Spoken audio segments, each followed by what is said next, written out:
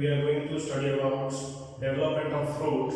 In our previous classes, we already covered about the development of seed. In development of seed, we already know that a number of changes are takes place in it. So the same, according to this same changes.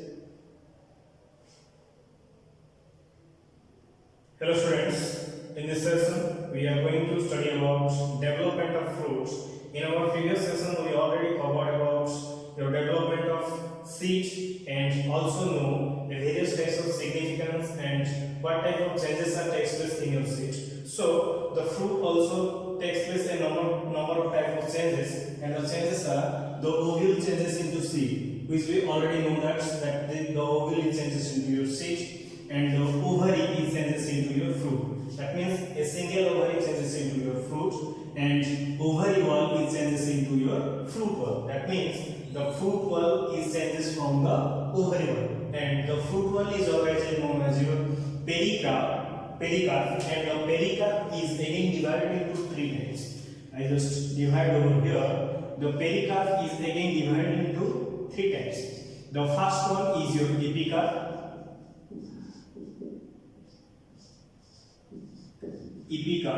And second one is your mesocarp, and third one is your endocarp. So basically these types of changes are takes place in the fruit. Let's know what is the fruit. The fruit is nothing but it is a juicy and pulpy and brightly colored structure which attract the insect, which attract the human being, which attract the animals, and having a beautiful fragrance, having a beautiful smell and a delicious taste also. So it is just a fertilized ovary and having juicy and pulpy structure. The first point is it is the ripened fertilized ovary. It is the simple structure of just the ripened fertilized ovary. Nextly, the fruit is mainly shows two types of scars in it. So the first scar, the fruit itself, that means scars of the fallen style, where at the part in which the fruit is going to detach at the first stage is already known as your fallen style of the part. That means the fallen style part. Next is the attachment part. That means attachment to the plant. That means attachment to the parent plant. And the scar is developed from the detachment point, from where the fruit is developed, from the plant where the fruit is developed. Firstly, the fruit is developed from a plant, and thus that detachment point is your first detachment point, and second one is scar itself. That means the fruit itself where it is detached. That means two types of scars in it. Nextly, if we talk about the fruit, it is again divided into a number of types. But in your morphology of your plant, in your morphology, you already know about briefly about your fruit, what is the fruit and how it is divided. It is mainly divided into three types. One is your simple fruit, another one is your aggregate fruit, another one is your composite fruit. Again, simple fruit is divided into two types. One is your dry fruit, another one is your fleshy fruit. That means a dry layer is there and a fleshy and pulpy layer is there. According to this structure, we just divide a number of types over here. But basically, from the fundamental view, I just divided it into three types. That means the fruit is divided into three types. So the types are, here is your fruit. It is just basically divided into three types. One is your true fruit.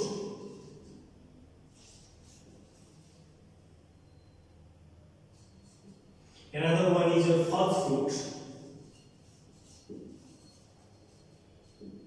And last one is your parthenon.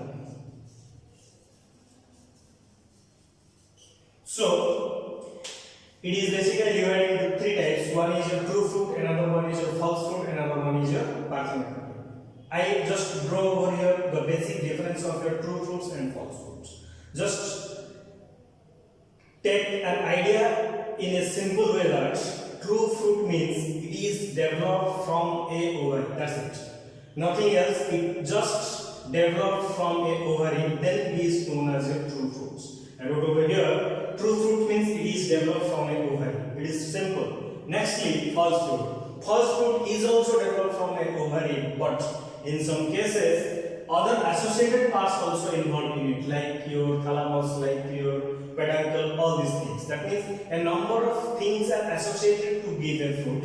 In other hand, a single ovary is give a fruit. If a single ovary gives you a fruit, then it is known as your true fruit. If other associated parts are involved in it, then it is known as your false fruit.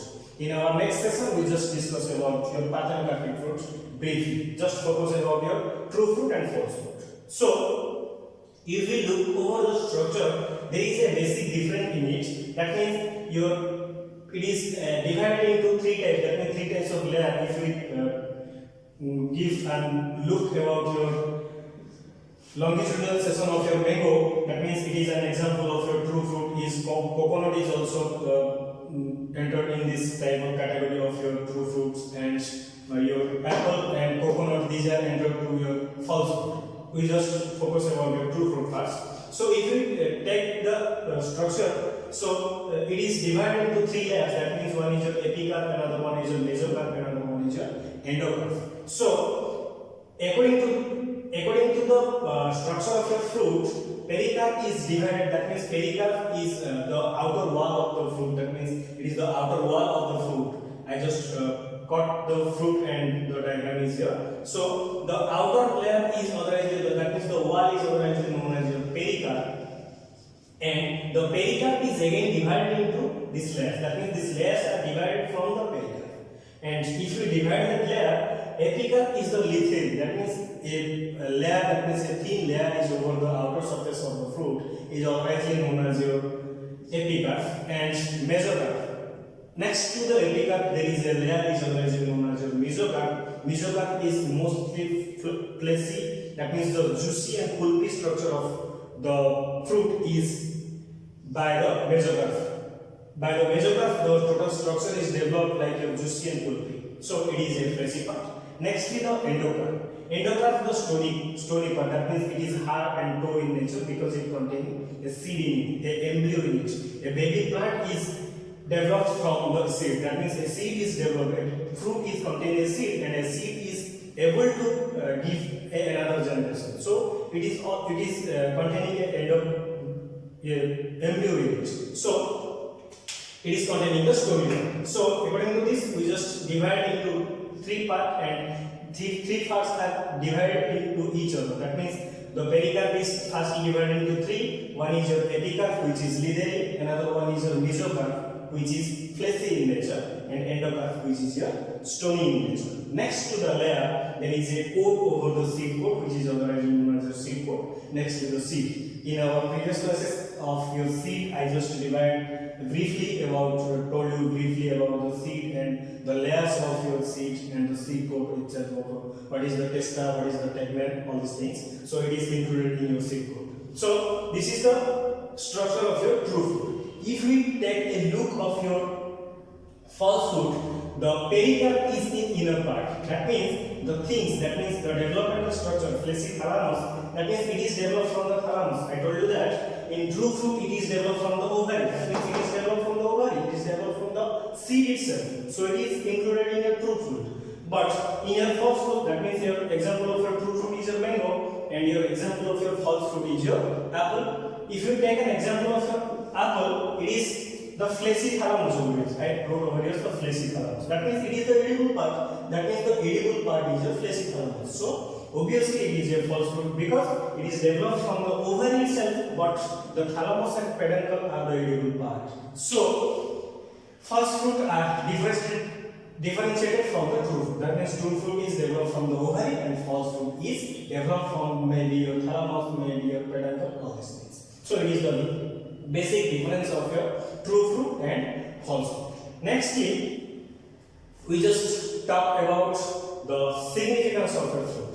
If we overlook the significance of your fruit, in our first line I told you that in this lecture, it is a juicy, pulpy and attractive nature. That means if it is juicy and pulpy, no doubt it is containing a number of vitamins and number of minerals in it. In our first point I wrote you over here, rich source of sugars, minerals and vitamins. A fruit is containing of a rich source of sugar and minerals and vitamins in it.